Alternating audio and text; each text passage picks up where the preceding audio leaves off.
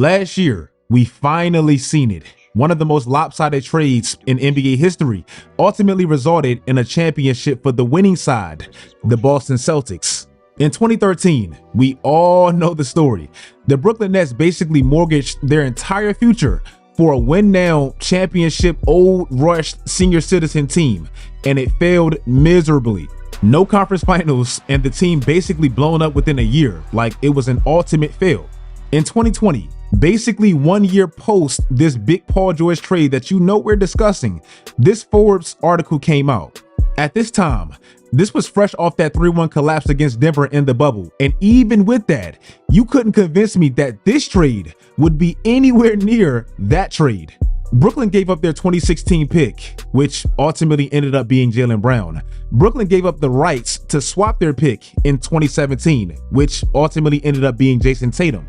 Now, this article suggests the Clippers side of the deal becoming disastrous like Brooklyn's simply because, well, their stars can become divas and this can be blown up prematurely like Brooklyn's. But that's not really what happened. The Clippers, they damn near tried everything with these two. It just didn't work. Why? Well, let me take you back to 2022 for these LA Clippers. This season right here for the Clippers, it's a great representation of why this weak-ass Paul George Kawhi era never worked and why we're watching this right now. Kawhi's gone for the entire season. Paul George only plays like 35 games. This team wins 42 games. Consequently, they miss the playoffs and they get a much higher draft pick. That draft pick goes to OKC. OKC ends up drafting this guy. In that 2022 draft for OKC, they got two of their now top 3 players in that same draft. One off their struggles, Chet Holmgren, and one off the Clippers' inability to ever stay healthy. In back-to-back years, we can possibly see two of the most lopsided trades of this generation result in championships. And that's why we're a pretty good team. Today's video is sponsored by SeatGeek.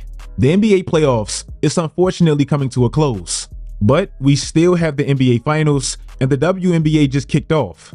If you have any event that you want to attend at any point, my friends over at SeatGeek has you covered. Everybody can use my new promo code Swishout 2025 and get 10% off of their next set of tickets. This goes for sporting events, concerts, festivals, comedy shows, basically every live event. SeatGeek basically does all the hard work for you because they rate their own tickets on a scale of 1 to 10. The greener the dots, that indicates the better deals. The yellow, orange, red ones, you should probably reconsider.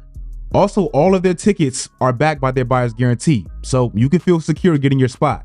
If you don't really care about any particular event right now, that's okay. Still click the link in my description box below to download the app and have my code automatically added to your account. You can use it later. That's 10% off of any tickets with my promo code Swishout 2025.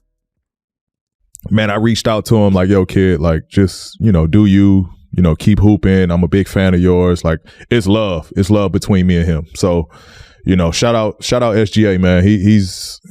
Oklahoma got a star. They got a star there. The main reason the Boston-Brooklyn trade aged so beautifully for Boston is how fast it blew up for Brooklyn.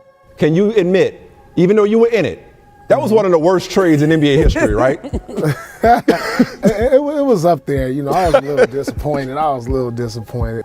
Danny did what he needed to do for the franchise moving forward, and I'm happy for him. I mean, what team wins the Eastern Conference and has the #1 pick in the same year? Yeah. It's almost unheard of. After that one season, the Nets had 3 of the worst seasons literally in the sport, and all of the compensation for that went straight to Boston. That hasn't really been the case for this trade because, as we know, the Clippers have never really been that bad. Now, I think by now, the world has caught on. Paul George could actually be the piece that puts together the entire finals. If the Pacers actually make the finals, this could be the wildest result ever because these two teams would literally be connected by one guy. I just made a video about Paul George and basically how his career turned so negative towards the end of his career. Indiana despises him for valid reasons that we will get into. The Clippers, they clown him. The 76ers 1 year in, it looks like they got robbed. I said Paul's legacy feels weird because kinda like KD, he doesn't really have a home that he can cling on to. But maybe I was wrong. Paul George is back in Indiana to take on his former team. What's he expecting tonight? Booze, lots of booze. He's pretty accepting of the fact that that's going to be the reaction.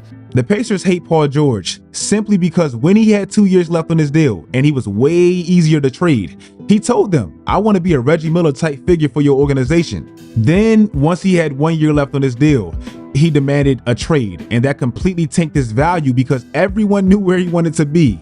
How does this change things for the Lakers? Well, I mean, I don't know that it really changes anything because it's a bad secret that he wants to go there. It's damn near like an NBA rule, especially for small markets. You don't really mess around with the 1 year rental. Paul George made it very clear he wanted to go home, and specifically the Lakers. So Indiana had their hands tied if they didn't trade him to the Lakers.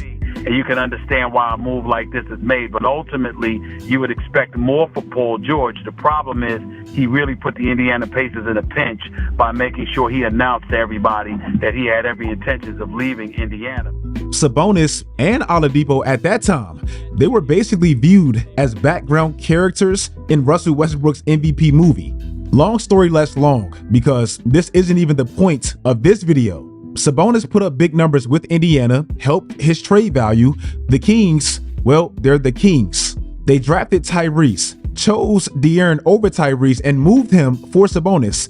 And 3 years later, they ended up with neither. That's what they do.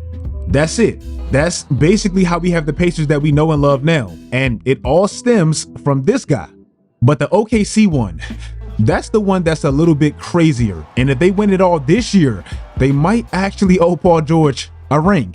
The summer of 2019 is one of the craziest free agencies we've ever had. All these new teams, all these new duos. Kevin Durant is finally off the Warriors. But the one that swung the NBA odds the most was the most surprising one. The reigning finals MVP left Toronto, snagged Paul George from OKC, and they both went home to the Clippers. Everybody thought Kawhi was going to the Lakers. Annual GM survey results are in, and they're interesting. We will first start with who the general managers of the 30 teams in the NBA believe will be this year's NBA champion. Who do you think's going to win the West this year? The Clippers. The Clippers are the best team in basketball. The Clippers are loaded. Who's going to score against the Los Angeles Clippers? I know it's hard to embrace. Kawhi's the best player in the game, and he's the most impactful. Clippers are hungrier. That's why the Clippers are my choice. I think the Clippers are a better team. I have a hard time picking against the Clippers. This will be the Clippers in pretty short work, 5 games. In short work? Yeah. Now we know this one move and this one iconic low graphic, it stands as one of the most lopsided trades we've ever seen. This move literally set up the OKC run that we're watching now. But the Paul George credit is actually deeper than him simply being a trade piece. This man deserves real credit for what he voluntarily did for that organization. He's an OKC Thunder legend, and let me explain. They're gonna have a lot of faith in Russell Westbrook, but if this is just a 1 year rental and Paul George decides to leave, then you're talking about Oklahoma City rebuilding and positioning themselves to do that. Remember I told you, when Paul George left Indiana, he was a rental. Kyrie Irving, he was basically a 1.5 year rental for Boston, and he left. Kawhi Leonard, he won a championship, but he was a 1 year rental for Toronto, and he left. De'Aaron Fox made it very clear this year, I want to play in San Antonio, and that's why he plays in San Antonio. He has 1 year left on his deal, so that's the only team that made sense. Unless you know for sure, said player wants to play long-term for my organization, trading for anybody with 1 year left on their deal is malpractice. And Sam Presti, he took that chance. I'm a big Tribe Called Quest fan. There's a line that basically says, scared money don't make none. If you expect Paul George or any player to have any confidence in you as an organization, you have to demonstrate it yourself. Scared money don't make none. OKC put together the fakest, funniest big three I've ever seen, and it failed miserably. That team full of vets lost to a rookie in embarrassing fashion in 5 games in the first round. Everyone thought, after this, Paul George is gone. This was cool, this was cute, this was fun, a cool little experiment, but Paul is finally a free agent, and he's going back home to the Lakers, where he always wanted to be, right?